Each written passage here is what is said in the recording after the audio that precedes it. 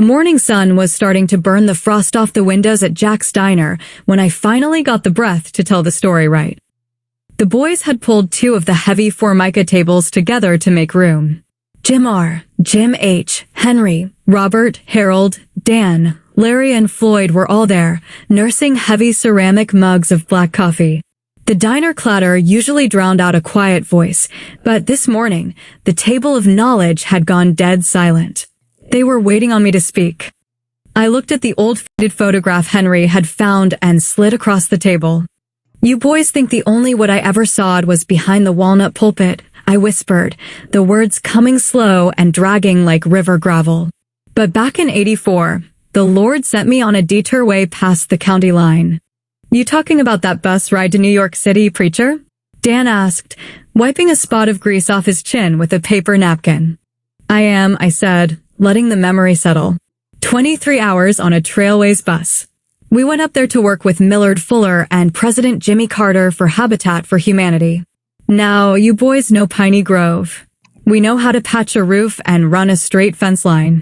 But this building in New York, it was 6 stories of pure ruin. Floors gone and burned out. Looked like a hollowed-out oak after a lightning strike. My heart sank right into my work boots. Jim R. shook his head, staring into his coffee. "Ain't no sense in trying to resurrect a dead stump, Thomas." "That's exactly what I thought, Jim," I breathed. But Carter and Fuller, they didn't see the rot. They saw the blueprint. We didn't have fancy hotels. We slept on cots in a church sanctuary. I just dragged my mattress right onto the floor out by the pews.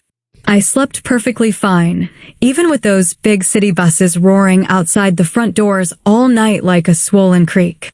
Floyd leaned over, squinting suspiciously. Did the president actually swing a hammer, or was he just posing for the cameras, Thomas? I gathered a shallow breath, letting a true smile crease the corner of my mouth. Floyd, he worked me right into the dirt. I was his gopher one morning, running up and down the scaffolding fetching supplies. By sundown, I was absolutely frazzled, and he was still pulling nails. But the best part of that trip wasn't the politicians.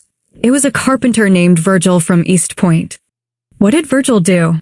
Harold asked, leaning in closer. "Virgil knew his timber," I said. "I watched him square off with the former president of the United States over how to set a joint. President Carter had one idea, but Virgil had the plumb line. And let me tell you, boys out there on the scaffold, experience trumped power." The president shut his mouth and listened to the carpenter. Larry chuckled low in his chest, slapping his hand lightly on the table. "A good carpenter don't care if you live in the White House or a double-wide, Pastor. The wood only listens to the truth." "That's exactly right, Larry," Pastor Cone murmured. 2 years later, we rode up to Chicago. Started with nothing but a bare concrete slab, and in 7 days, a whole fourplex went up. Folks moved in before the paint was even dry. It was like a Piney Grove barn raising, just surrounded by asphalt instead of sweet gums. Jim H. stirred his coffee slowly, the spoon clinking against the ceramic. "Sounds like a lot of miles to put on a man, Pastor. You saw the whole world doing that." I looked around the table at these men. Men who had hauled me out of ditches, men who had fixed the church boiler in the dead of winter, men who knew the exact weight of the red clay we all stood on. "I did, Jim," I whispered, forcing my failing tongue to shape the heavy syllables. "And there was some carnage along the way. Heartbreak. Divisions. Projects that eventually got boarded back up. The trail is fraught with trials. But I learned the most important lesson of my life on that road. You can travel 1,000 miles. You can rub elbows with the high and mighty. But the things that actually satisfy your soul, they ain't in some distant land." I looked each of them in the eye, letting the absolute truth of it drop like an iron anchor onto the table.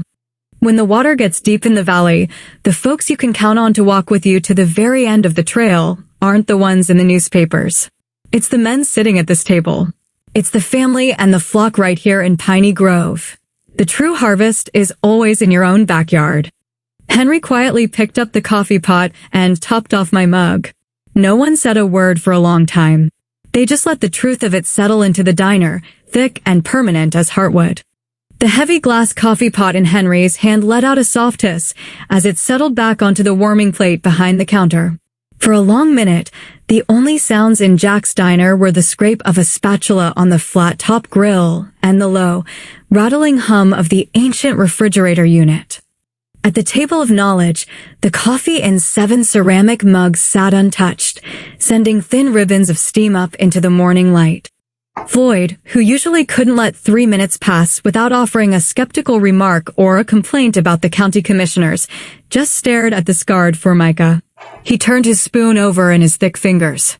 "Well," Floyd finally murmured, his voice stripped of its usual grit. "I reckon a man don't need a Trailways bus to do some heavy lifting." Jim R. leaned his elbows heavily onto the table, his weathered face dead serious. He looked straight at me, seeing right past the wool blanket and the wheelchair.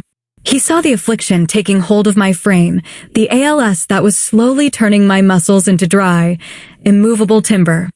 "You talked about that building in New York," Thomas, Jim R., said, his voice low and steady. 6 stories of pure ruin. Burned out. And you said your body's been feeling a bit like that hollowed-out oak these days, what with this sickness creeping through the floorboards. I couldn't nod my head much anymore, but I closed my eyes in a long, slow blink of agreement. Dan cleared his throat. It sounded like a tractor engine trying to turn over in the cold. "We might not know a lick about Chicago, Pastor. And we sure don't know much about moving in high political circles. But we know how to shore up a sagging roof." Harold, the quietest man at the table, reached out and laid his calloused hand flat on the table, right next to my motionless fingers. "You spent 50 years pouring the foundation for this town, preacher," Harold said, his eyes shining with a fierce, protective loyalty. "You drove the nails, and you leveled the dirt for every family on Miller Ridge. Now the joists are getting a little weak in your own frame. So it's like Jim said. You're the hollowed-out building right now." Harold looked around the table at the other 6 men, and a silent, unbreakable covenant passed between them. "We're your crew now, Thomas," Harold finished. "We ain't politicians, but we got our work boots on." Robert took a slow sip of his black coffee, leaning back against the red vinyl booth. "Experience trumps power. That's what you said about Virgil the carpenter. You taught us where the plumb line is for half a century, Pastor. Now we're just the ones holding the string steady so you don't lose sight of it." The physical effort of sitting in the diner was taking its toll on my lungs, but the air in that corner booth suddenly felt thick with an incredible, life-giving grace. These weren't men given to emotional speeches or flowery poetry. They were men of red clay, grease, and timber, and they had just promised to carry my weight until the Lord called me across the creek. I gathered the shallow air in my chest. I didn't try to give a sermon. I just looked at the 7 men who had formed a wall of living heartwood around my broken body. "The harvest," I whispered, the words scraping out with a hard, beautiful clarity. "It is good." Right on cue, Mavis the waitress pushed through the swinging kitchen doors, carrying a massive oval tray loaded down with scrambled eggs, country ham, and biscuits covered in sawmill gravy. She didn't say a word about the tears standing in Dan's eyes or the way Harold was still gripping the edge of the table. She just started sliding the heavy plates onto the Formica. "Eat up, boys," Mavis said, giving my shoulder a gentle, lingering pat as she set a plate of soft grits in front of me. Can't build nothing on an empty stomach. Jim H. picked up his fork, pointing it across the table at Floyd. "Pass the salt, Floyd. We got a lot of framing to do today." And right there, in the smell of bacon grease and old coffee, the Piney Grove construction crew officially went to work.